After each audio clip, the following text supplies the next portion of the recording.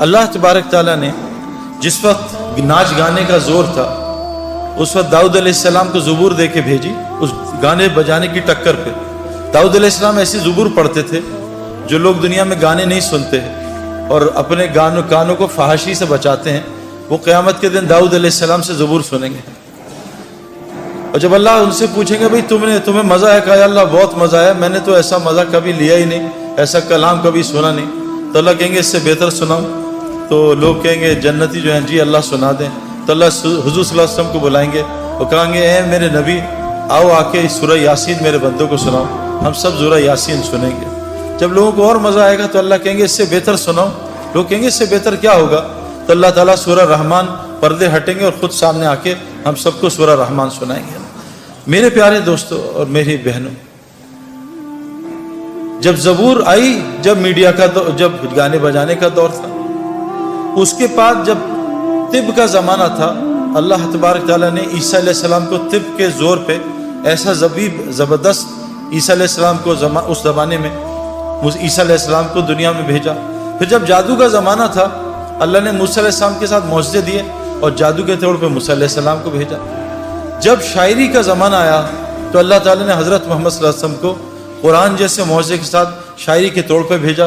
شاعر حیران پریشان، یہ کلام تو مخلوق کا ہو نہیں سکتا۔ آج میڈیا کا دور ہے، اللہ سب کو میڈیا کی لائن کے لوگوں کو سے دکھا رہے ہیں، دیکھو کامیابی کہاں ہے، ناکامی کہاں ہے۔ آپ میڈیا کے اور لوگ دیکھ لیں، مائیکل جیکسن کو دیکھ لیں، بیچارے کا اینڈ کیا ہوا ہے؟ وہ بیچارہ ڈپریشن اور ڈرگز کے اوور ڈوز سے مر گیا۔ ابھی دنیا کے ایک بہت بڑا سنگر تھا جو بچپن میں بھی اس کا فین تھا، اس کا نام تھا پرنس، ابھی اس نے خودکشی کر لی۔ میں یو ایس میں تھا، اس نے خودکشی کر لی۔ اس کے پاس دنیا کی ہر چیز تھی نا۔ ہم یہ جو محنت کر رہے ہیں دنیا کی چیزیں حاصل کرنے کے لیے کر رہے ہیں۔ میرے پاس گھر اچھا ہو، اس کا گھر جو ہے اتنا اچھا تھا کہ اس کے گھر کے مین گیٹ کی اور اس کے گھر کے دروازے کی 1 کلومیٹر کی ڈرائیو تھی، ایسا گھر تھا۔ اس کے پاس گاڑی نہیں تھی، مرسیڈیز نہیں تھی، اس کا اپنا پرائیویٹ جیٹ پلین تھا اور ایسا خوبصورت پلین۔ ہر لڑکی اس کا دیوانی، ہر لڑکا اس کا دیوانہ، مال اس کے پاس زبردست، سب کچھ دنیا کی چیزیں تھیں، لیکن سکون نہیں تھا۔ آج اس نے خودکشی کر لی۔ میرے پیارو، اب تو یعنی یہ تو کوئی چھپی ڈھکی بات ہی نہیں ہے۔ لوگ کہتے ہیں یار قرآن، بعض لوگ کہتے ہیں یار نعوذ باللہ یار یہ پرانی کتاب ہے، آپ جو ہیں اس کا غلط مطلب نکالتے ہیں۔ ایسا تو کوئی مسلمان نہیں ہے جو قرآن کو غلط کہے، لیکن کہتے ہیں جی آپ اس کے ترجمے غلط کرتے ہیں، آپ اپنی مرضی کا دین نکال لیتے ہیں۔ میرے پیارو، قرآن سب کو ہدایت تھوڑی دے گا۔ یہ گاڑی جو ہے سب کے لیے تھوڑی ہے، گاڑی تو صرف گاڑی بیٹھنے میں سب کے لیے ہے، لیکن گاڑی چلائے گا صرف ڈرائیور۔ اگر نان ڈرائیور ڈرائیونگ سیٹ پہ بیٹھ گیا، گاڑی کو تباہ کرے گا، لوگوں کی جان کا بھی خطرہ، اپنی جان کو بھی خطرہ ہے۔ اس لیے قرآن نے پہلے کہہ دیا کہ دیکھو اس سے سب کو ہدایت نہیں ملے گی، یہ صرف ہدی للمتقین ہے۔ اگر تم متقی نہ بنے تو قرآن تم کو گمراہ کر دے گا۔ یضل بہ کثیرا و یہدی بہ کثیرا، قرآن کثیر لوگوں کو جہنم میں ڈالے گا اور کثیر کو جنت میں ڈالے گا۔ میں آپ کو قرآن کی آیتیں سنا دوں، قرآن کس کو جنت میں ڈالے گا ہمیں کیا پتا۔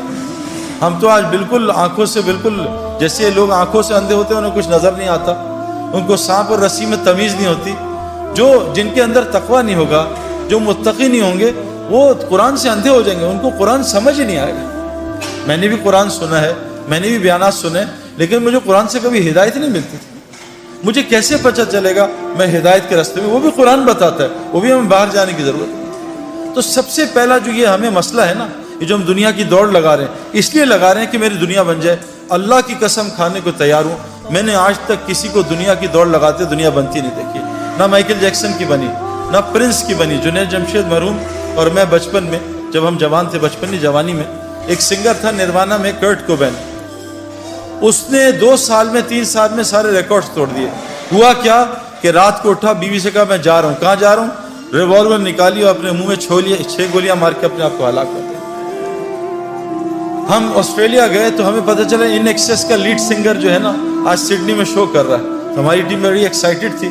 ہمیں پتہ چلا 1 رات پہلے اس نے پنکھے کے ہک کے ساتھ پھندا لگا کے خودکشی کر لی۔ اس کو کیا ہو گیا؟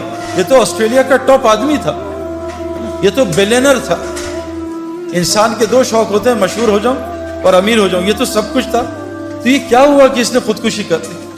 میں آپ کو پرسنل ایکسپیرینس نہیں، پرسنل ریسرچ سے بتا رہا ہوں۔ میں نے آپ کو کہا نا، ہر عورت مرد میں اللہ، ہر نفس میں اللہ نے 2 خواہشات رکھی ہیں، حب جاہ اور حب مال۔ مال کی محبت اور نفس کی محبت ہے۔ بھائی آپ تصویریں کھینچو گے تو ڈسٹریکشن ہوگی نا، وہ سارے آپ کی طرف دیکھیں گے نا پلیز۔ تو مال کی محبت اور جاہ کی محبت، مجھے لوگ پہچانے، میرے پاس مال ہو تاکہ میرے کام بن جائے۔ مائیکل جیکسن، کرٹ کوبین، ان ایکسس کا لیڈ سنگر، میراڈونا فٹ بال کا ٹاپ، دنیا اس 100 سال کا سب سے بڑا ایتھلیٹ میراڈونا، کیا حال ہے اس کا۔ تو میں ان آنکھوں سے نہیں، میں ان آنکھوں سے پوری دنیا ٹریول کر کے بتا رہا ہوں۔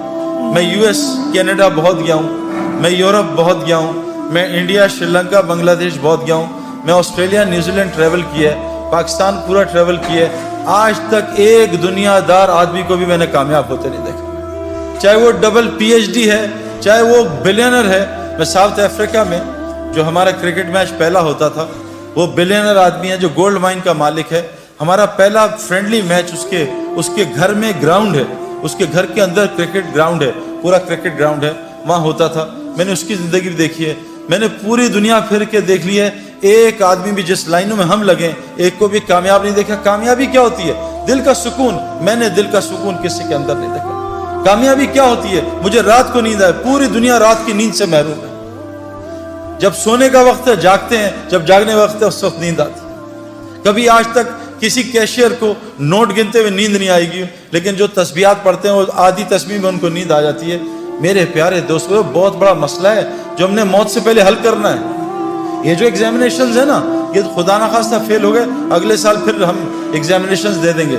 لیکن اگر خدا نہ خواستہ قبر کے ایگزامینیشن میں فیل ہو گئے تو اللہ نے اس آدمی کا نعرہ قرآن میں بیان کیا ہے، وہ کہے گا یا اللہ ربنا ابصرنا وسمعنا فرجعنا نعمل صالحا انا موقنون۔ اے اللہ میں نے آنکھوں سے دیکھ لیا، میں نے ان کانوں سے سن لیا، فرجعنا نعمل صالحا، اے اللہ مجھے واپس لوٹا دے، اب میں نیک عمل کروں گا، انا موقنون، اے اللہ مجھے پورا یقین آ گیا۔ لیکن حضور صلی اللہ علیہ وسلم نے فرمایا یہ مرنے سے پہلے تو موقع ہی موقع ہیں، اتنے موقع ہیں کہ آپ سوچ نہیں سکتے۔ یعنی ایک آدمی جو موسیٰ علیہ السلام کے قوم میں تھا، جس کی گناہ کی نحوست سے بارش نہیں ہو رہی تھی، اس نے دل میں توبہ کر لی۔ موسیٰ علیہ السلام آئے، اس نے دل میں توبہ کر لی اور موسیٰ علیہ السلام کو پتہ نہیں چلا، اور اس کی دل کی توبہ اللہ نے سنی اور اس کو معاف کر کے بارش کر دی۔ موسیٰ علیہ السلام نے کہا یا اللہ میں نے تو ابھی توبہ ہی نہیں کرائی، تو نے بارش کر دی۔ کہا موسیٰ اس نے مجھ سے معافی مانگ لی۔ کہ اللہ معافی مانگ لی، مجھے نام بتا۔ کہا موسیٰ جب گناہ گار تھا اس کا نام چھپایا تھا، اب تو میرا ولی دوست بن چکا، اب اس کا نام تجھے کیسے بتا؟ اللہ نے اس کو معاف کر دیا۔ ایک آدمی نے بوکھلاہٹ میں موت کے قریب کہا اپنے گھر والوں کو کہ میں بہت گناہ گار ہوں، کوئی نیکی نہیں ہے، جب میں مر جاؤں تو میرے جسم کو جلا دینا، آدھی رات سمندر میں آدھی رات خشکی میں ڈال دینا۔ جب وہ اللہ کے پاس پہنچا، روحیں یا علیین جاتی ہیں یا سجین جاتی ہیں، جب روح اللہ کے سامنے حاضر، اللہ نے کہا کیا کہ اللہ تیرے ڈر سے کیا۔ اللہ نے کہا جا تجھے معاف کر دیا، اس کو جنت میں ڈال دیا۔ میرے پیارے دوستو، اللہ بڑا رحیم کریم ہے، لیکن موت سے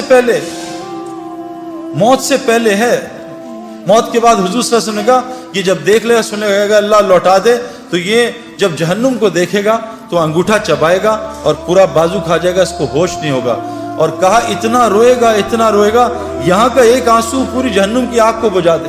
ایک آنسو اللہ کی یاد میں تنہائی میں بیٹھ کے آنسو آ گیا، یہ آنکھ کر قیامت کے دن اللہ کے سامنے روئے گی نہیں، یہ خوش آنکھ ہوگی۔